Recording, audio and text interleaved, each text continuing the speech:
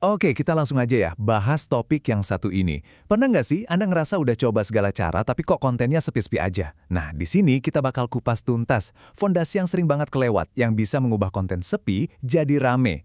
Ini bukan soal trik-trik acak loh, tapi soal strategi yang benar-benar sistematis dan terbukti berhasil. Nah, pertanyaan ini kayaknya kena banget ya buat banyak orang.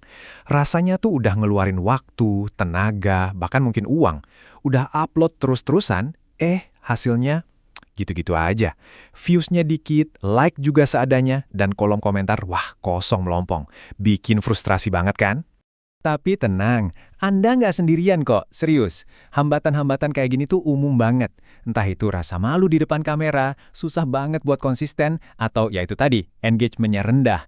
Ini tuh masalah yang hampir semua kreator pemula alamin. Jadi ini bukan berarti Anda nggak berbakat ya, tapi ini tandanya ada sesuatu di fondasinya yang perlu kita benerin bareng-bareng.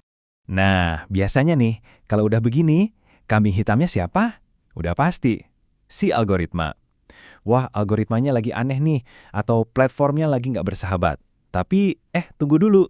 Gimana kalau ternyata masalah utamanya itu bukan di sana? Yuk kita coba geser fokus kita ke sesuatu yang jujur aja jauh lebih penting. Oke, biar gampang kita pakai analogi ya. Ada seorang marketer legendaris namanya Gary Halbert. Dia pernah nanya gini, coba deh Anda bayangin sejenak. Kalau Anda punya kedai burger, apa sih satu keuntungan terbesar yang paling Anda pengen punya? Mungkin resep rahasia? Atau daging kualitas nomor 1?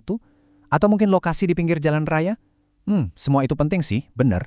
Tapi ternyata ada satu hal yang bisa ngalahin itu semua. Jawabannya, ternyata kerumunan orang yang kelaparan, starving crowds, itu dia kuncinya. Coba bayangin, Anda bisa aja punya burger paling enak sedunia. Tapi kalau Anda jualnya di acara kumpul-kumpul para vegetarian, ya wassalam. Sebaliknya, burger yang biasa-biasa aja pun bakal ludes kalau dijual ke kerumunan orang yang lagi lapar berat. Masuk akal kan? Nah, ini dia intinya. Konten Anda sepi itu kemungkinan besar bukan karena kamera Anda jelek atau idenya kurang cemerlang, apalagi karena algoritma yang jahat. Kemungkinan terbesarnya adalah Anda lagi menjual burger ke orang-orang yang nggak lapar. Anda belum menemukan penonton lapar Anda. Coba deh, lihat tabel perbandingan ini. Jelas banget kan bedanya? Kreator yang stagnan atau yang jalan di tempat, itu biasanya bikin konten berdasarkan feeling, ikut-ikutan yang viral, dan ngukurnya dari views. Sementara itu, kreator yang terus tumbuh, mereka bikin konten berdasarkan riset audiens. Mereka paham banget kenapa sesuatu itu disukai, dan fokusnya ke engagement dan retensi. Inilah yang ngebedain banget antara yang stuck sama yang melesat. Oke, jadi apa dong langkah praktis pertamanya? Ini dia, yang paling fundamental. Kita harus temukan dulu siapa penonton lapar kita.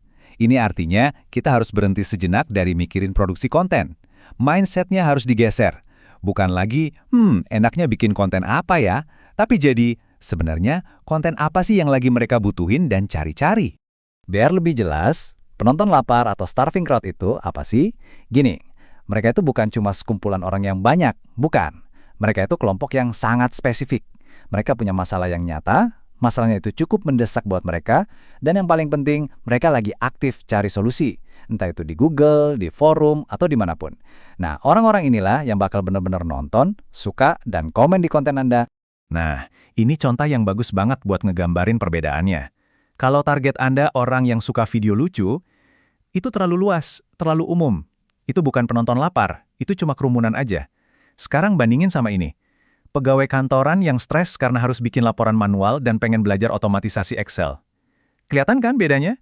Masalahnya spesifik, penderitaannya nyata, dan mereka pasti lagi cari-cari cara buat nyelesain masalah itu.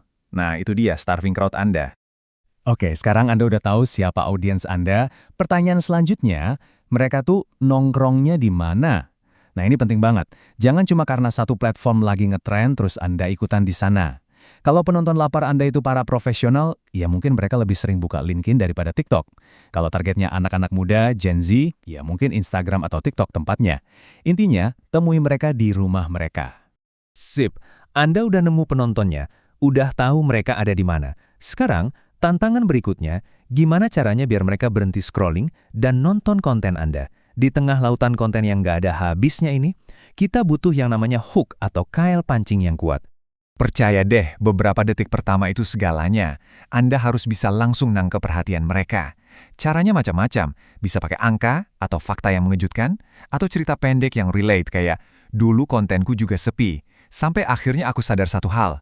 Bisa juga pakai kata-kata yang emosional, atau bahkan hook visual kayak ekspresi kaget atau suara yang unik. Apapun itu, tujuannya cuma satu, bikin mereka penasaran dan stop scroll. Tentu aja, hook yang bagus butuh penyampaian yang pede juga. Nah, soal percaya diri di depan kamera ini, kuncinya cuma satu, latihan. Jangan langsung pasang target bikin video panjang yang sempurna, nggak usah. Mulai dari yang kecil-kecil aja dulu, coba deh bikin skrip simple, latihan ngomong, terus rekam video pendek, 1 menit aja cukup. Lakuin ini rutin, pelan-pelan juga pasti kebiasaan dan rasa percaya dirinya bakal kebangun sendiri. Dan ini dia langkah ketiga yang sering jadi tantangan terbesar buat banyak kreator, membangun ritme. Soal konsistensi. Tapi dengerin ya, konsisten itu bukan berarti harus upload tiap hari sampai burnout, bukan. Kuncinya itu membangun sebuah ritme yang bisa kita jalani terus-menerus lewat kebiasaan-kebiasaan yang simpel. Gimana caranya? Coba deh 3 kebiasaan sederhana ini. Pertama, alokasikan waktu khusus. Nggak usah lama-lama, 30 menit aja setiap hari buat fokus mikirin ide atau bikin konten. Kedua, setiap kali ada ide lewat di kepala, langsung catat di corner notes HP. Jangan ditunda. Ketiga, pasang target yang kecil banget. Misalnya hari ini targetnya cuma nulis 1 caption atau bikin 1 draft.